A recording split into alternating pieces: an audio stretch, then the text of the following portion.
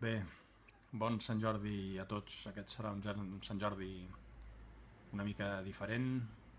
En lloc de ser un Sant Jordi de gent i de carrer, doncs haurem de fer un Sant Jordi confinats a casa.